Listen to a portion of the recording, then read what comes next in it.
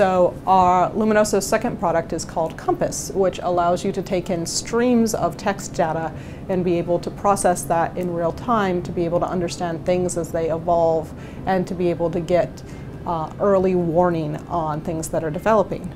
So the first time we did this was actually for Sony and their digital agency Isobar when Sony was sponsoring the World Cup. So Sony built a second screen experience called One Stadium that allowed fans to be able to watch what was going on during the World Cup and the game on their tablet, and they were also able to generate real-time marketing alongside the information that was going on social. So we had the opportunity to take in what was, to this point in time, the largest social media event that had ever happened.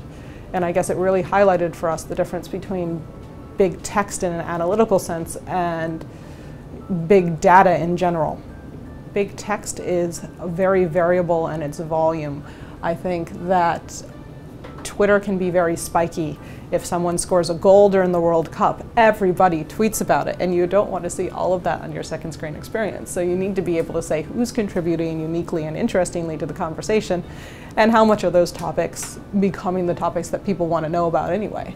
You need to be able to react accordingly. And also, you need to be able to do it in a more dynamic way.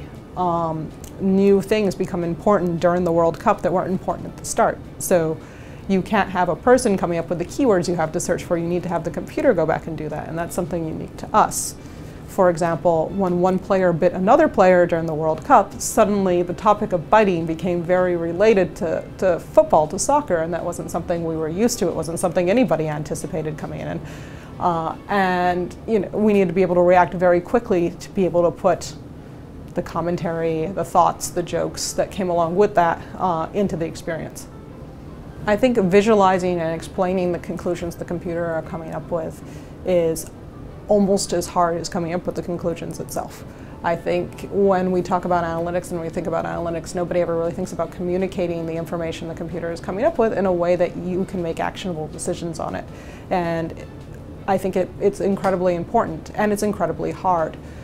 For our technology, we have essentially a multidimensional vector space that you can use and look at, but you need to portray that in a way that is understandable to someone, and understandable such that you don't even need to think about math or vectors or any of that kind of thing.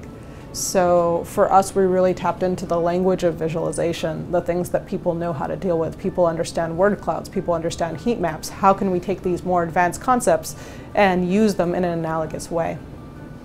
I think we're always searching for different ways of visualizing and representing our data in ways that will more clearly convey the opportunities therein to people all over the company, all over the decision-making process, all the way from analysts to people who really haven't thought about data before. And how can we take that, how can we build that out? And in the next year, I think a lot of the work that we're doing on the main dashboard product will focus in that area.